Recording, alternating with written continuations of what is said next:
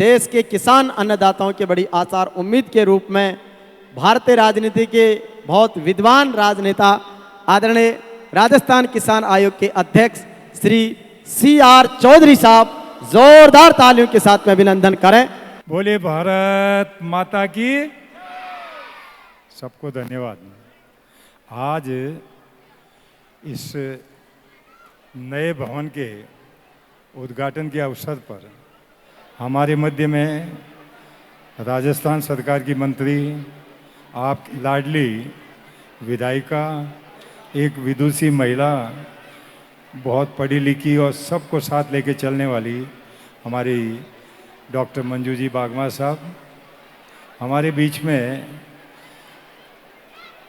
खिंवसर के माननीय विधायक रहमत राम जी डांगा साहब, साथ में हमारे बीच में जितने भी अतिथिगण और विशेष रूप से नागौर के पूर्व विधायक भाई साहब मोहन जी, SDM साहब, डिप्टी साहब, सारे शिक्षा विभाग के अधिकारी, हमारे यहाँ की सरपंच साहिबा, सारे भामाशाह और सबसे बड़ी बात सम्मानित मंच और मेरे सामने बैठे हुए मेरे भाइयों बहनों, बच्चों, नौजवान साथियों और मीडिया से यदि आए हो तो मित्रों, सबसे पहले कठौती की धरती पर मैं सबसे पहले स्वर्गीय शहीद मूलाराम जी को नमन करना चाहूँगा, जिन्होंने देश की रक्षा के लिए अपना जीवन न्योछावर किया। इसलिए ऐसे शहीद को हम सब नमन करते हैं और उनको आज याद करते हैं। दूसरा, मैं यहाँ के सरपंच प्रतिनिधि और सरपंच साहिबा और समस्त भामाशाह, कटौती की जब बात आती है तो ऐसा लगता है कि यहाँ अच्छे काम के लिए हर आदमी कंट्रीब्यूट करता है, हर आदमी कुछ न कुछ देता है। इसलिए मैं सभी भामाशाहों का बहुत हृदय से स्वागत करना चाहता हूँ, अभिनंदन करता हूँ और हम सब जिले की ओर से, सारे राजस्थान की ओर से उनको धन्यवाद देते हैं कि इतना शानदार भवन बना करके राजस्थान सरकार को समर्पित किया है। इसके लिए इन सभी को बहुत बहुत धन्यवाद और स्पेशली मंजू जी को भी, मंजू बागमार जी को भी धन्यवाद, क्योंकि as a MLA and minister वो काफ़ी यहाँ पे सड़क का हो और भी कई काम कराए हैं, इसलिए इनको भी बहुत धन्यवाद। शिक्षा के प्रति सरकार की नीति, दूसरा आम जनता का सहयोग, तीसरा शिक्षकों का महान योगदान और बच्चों की लालसा पढ़ने की, ये चारों कारक होते हैं जब जाके बहुत अच्छी शिक्षा प्राप्त कर सकते हैं। और इसमें पहला जो सरकार की नीतियाँ, सरकार का सहयोग, सरकार क्या चाहती है, किस प्रकार की शिक्षा देना चाहती है, वो बड़ा मायना रखता है। आज की तारीख में मैं आपको बताना चाहूँगा और हमारे प्रधानमंत्री जी को भी धन्यवाद देना चाहूँगा और राजस्थान के पूर्व मुख्यमंत्री वसुंधरा जी को और वर्तमान मुख्यमंत्री माननीय भजन लाल जी शर्मा, इन सबको हृदय से आभार प्रकट करता हूँ, अभिनंदन करता हूँ। शिक्षा के क्षेत्र में बहुत अच्छा काम कर रहे हैं।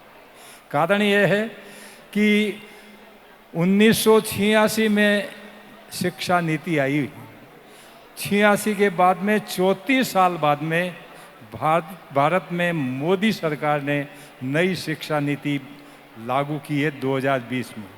और नई शिक्षा नीति में सारे बच्चों को, सभी को, चाहे वो हिंदी मीडियम में पढ़े चाहे अंग्रेजी मीडियम में पढ़े, उनको 5+3+3+4 यानी जब तक बच्चा 18 साल का होगा तब तक वो 12वीं पास करेगा और उससे पहले उनको 2 कक्षा तक जो छोटे बच्चे हैं उनको देसी भाषा में भी पढ़ाया जाएगा, यानी वो अपनी भाषा में ज़्यादा सीख सकते हैं। अपने खाली रटत विद्या पे विश्वास नहीं करना है, तार्किक और अंडरस्टैंडिंग समझने की ज़रूरत है, तर्कयुक्त है और उसके साथ में कौशल होना आवश्यक है, टेक्नोलॉजी होना आवश्यक है। ये सारी बातों का समावेश नई शिक्षा नीति में किया, इसलिए भारत सरकार का धन्यवाद और राजस्थान सरकार का धन्यवाद इसलिए कि अल्टीमेटली अभी हमने जो हमारी सरकार ने एक तरह से स्मार्ट स्कूल्स की स्थापना करें। 1000 स्मार्ट स्कूल बना रहे हैं जो सभी प्रकार से तकनीकी युक्त होंगे और धीरे धीरे ये अगले बार और ज़्यादा बढ़ाए जाएंगे। तो शिक्षा के प्रति राजस्थान सरकार जागरूक है। पहले स्पेशली बच्चियों को ज़्यादा प्रॉब्लम होती थी और इस कारण से हर पंचायत हेडक्वार्टर पे मैडम वसुंधरा जी ने 12वीं तक के स्कूल खोले। कोई भी पंचायत हो, हर पंचायत मुख्यालय पे सरकार की तरफ से खोला। देन विवेकानंद मॉडल स्कूल हैं जो अंग्रेजी मीडियम में पढ़ाए जा रहे हैं। अभी गांधी स्कूल हैं।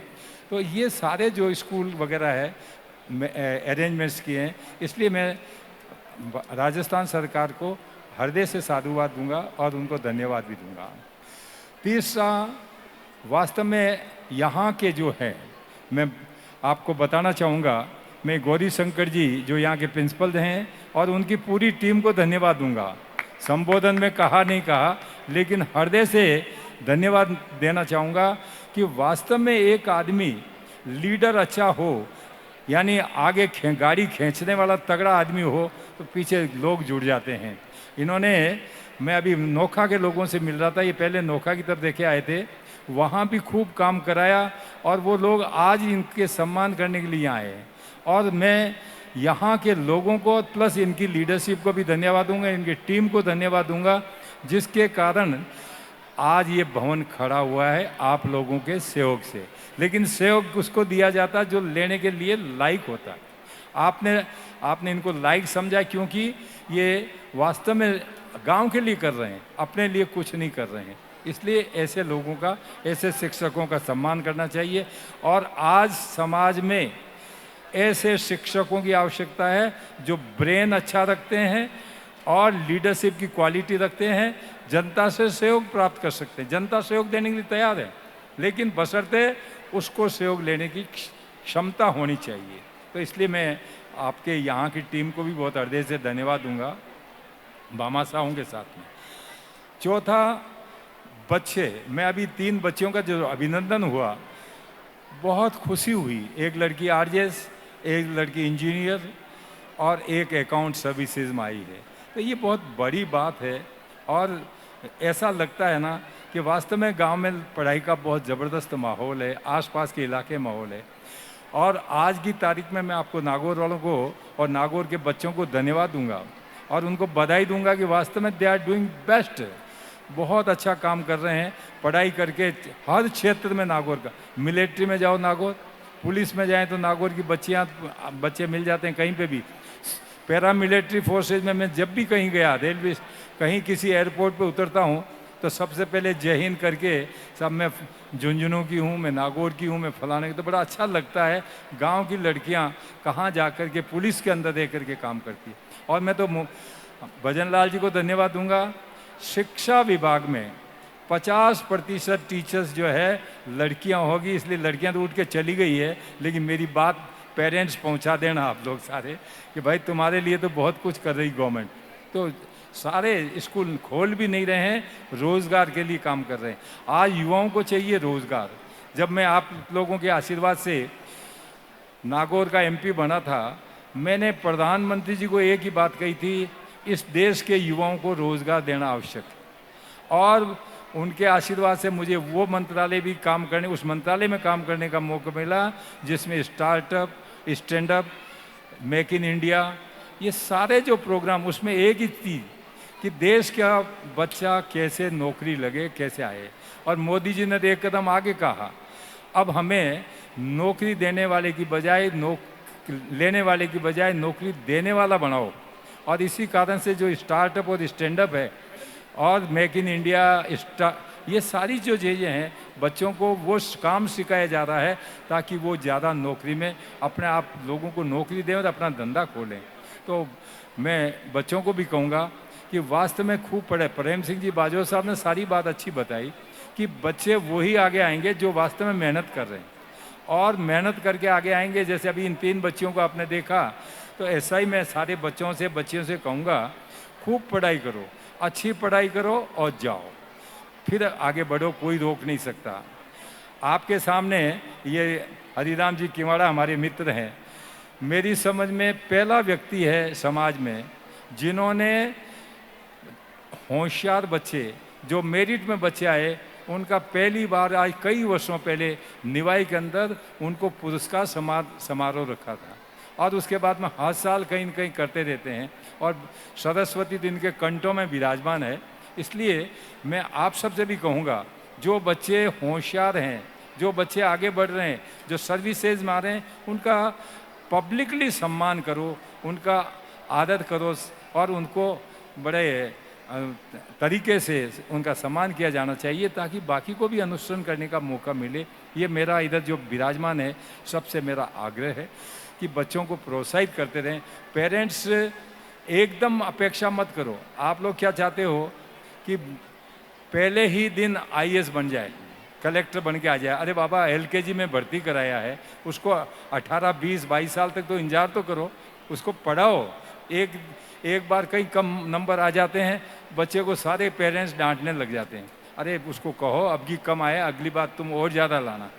प्रोत्साहित कीजिए इन बच्चों को, इनमें वो सब योग्यता है, कैपेबिलिटी है और इनमें क्षमता है आगे बढ़ने की, बशर्ते उनको थोड़ा सहारा दो, पुश करो, उनको प्रोत्साहित करो। ये सारे अपन को करना पड़ेगा, चाहे टीचर हों, चाहे पेरेंट्स हो, सबको बच्चों को प्रोत्साहित करने की कोशिश करनी है। और शिक्षकों से मेरा अनुरोध है, बच्चों की क्वेरीज का सॉल्यूशन दो आप और अच्छे ढंग से बताओ। कभी भी ये निराश मत करो बच्चों को। बच्चे आगे बढ़ना चाहते हैं और अपना कैरियर के बारे में कोई काउंसलिंग चाहते हैं, तो उसके बताना चाहिए सबको। तो मेरा आपसे, किसान भाई बेटे हैं, आपके लिए किसान आयोग, हम लोग सारे मेहनत कर रहे हैं कि किस मुआवजे, अधिकतर तो मुआवजा 2023 का अटका हुआ था। नागौर जिला राजस्थान में पहला जिला जिसमें सबसे ज़्यादा 2023 का मुआवजा दिया गया है, और अभी भी 100 करोड़ से ज़्यादा का पेंडिंग पड़ा है। उसमें दिक्कत आ रही है, लेकिन हम लगे हुए हैं कि भाई किसानों के साथ में न्याय होना चाहिए। यदि गलती किसी ने की है तो वो किसान नहीं भुगते। और 2 साल से, जब से हमारे भजनलाल जी की सरकार बनी है, तो आपको भाग्यशाली हो। बारिश जब चाहते हो तभी आती है, और जब चाहते हो अब रुकनी चाहिए। अब हमारे ज़्यादा पानी हो गया था, जैसे आज हो गया ना, वापस साफ सा लग रहा है। तो जो चाह रहे हो वो कब हो रहा है, इससे ज़्यादा कभी मिलेगा नहीं। लास्ट टाइम अच्छे मूंग हुए और ख़रीदारी भी हम कर रहे हैं। अभी भी मैंने शिवराज सिंह जी को, माननीय भारत सरकार के कृषि मंत्री जी को, मैंने और हमारे मुख्यमंत्री जी ने हमें 40 क्विंटल तक लोगों को इनसे एमएसपी पे ख़रीदारी की जाए। तो खरीद का मामला हो, बैलों के अंदर हमने बछड़ों की क्वेश्चन उठाया, तो मुख्यमंत्री जी ने आपके, जो आदमी बैलों से खेती करता है उसको सालाना 30,000 रुपये का अनुदान अलग से दिया जाएगा। जो मजदूरी करता है किसानों के यहाँ जाके, उसको 5,000 रुपये, वो जो औजार खरीदता है उसके 5,000 रुपये सरकार देगी। अब इससे आगे भी, और अभी आपका जो फार्म पॉन्ड है, सबसे ज़्यादा अभी होदा नागौर के अंदर जो पानी होद बनाए हैं खेतों में, क्योंकि मोदी जी का एक ही है, खेत का पानी खेत में, गांव का पानी गांव में। और उसी सिलसिले पे हमने सारे पौधे जो है 50,000 का टारगेट रखा था, लेकिन 25,000 दिए हैं। और हम आशा करते हैं और मांग करके आया हूँ मैं, कम से कम 50,000 इस साल हमें और 50,000 दिए जाएं। तो आपकी बात को, चाहे तारबंदी हो, चाहे फॉर्म पॉन्ड हो, चाहे डिग्गियाँ बनाना हो, चाहे आपका ये औजारों पे सब्सिडी देने का मामला हो, आपसे ज़्यादा हम लोग सोच रहे हैं। क्योंकि हमारे पास में एक किसान नेता बैठे हैं, माननीय रिद्धकरण जी, इनको भी हम बार बार पूछते रहते हैं क्या चाहिए किसानों को। आप में से भी मेरा आज आमंत्रण है खुला। कटौती में तो ये कह रहे थे कि साहब स्वागत करें, मैंने कहा हमारा क्या स्वागत करो, तो हम तो आधे कटौती के ही हैं। कटौती में ही काफ़ी आना जाना रहता है। और ये जो गणपत जी, स्वर्गीय चौधरी गणपत राम जी की समय से ये परिवार आपका सेवा में लगा रहता है, और आप भी इनको वापस सेवा का प्रतिफल भी गांव वालों ने तुरंत दिया है, सरपंच बना करके यहाँ। तो आप सबसे मेरा आग्रह है, किसानों से संबंधित कोई परेशानी, किसी प्रकार की कोई आप सोचते हो, कोई विचार करते हो कि सरकार से ये होना चाहिए, तो आप हमें कह सकते हैं। अब हर जगह, अभी नागौर ज़िले में भी आएंगे, हर ज़िले में प्रोग्रेसिव फार्मर्स जो हैं 200-250 को खाना भी खिलाते हैं, नाश्ता भी कराते हैं, उनका आने जाने का किराया भी देते हैं किसान आयोग, और सारे दिन उनसे बात करते हैं, कन्वर्सेशन होता है। तो नागौर में भी, अब नागौर और डीडवाना में भी करेंगे जल्दी अगले महीने में। आपको और खुशी, किसानों के लिए 100 किसान भाई विदेश जा रहे हैं, 100 किसानों को विदेश भेज रहे हैं अक्टूबर के महीने, अक्टूबर नवंबर के अंदर भेजेंगे। तो सारे किसानों के लिए कर रहे हैं।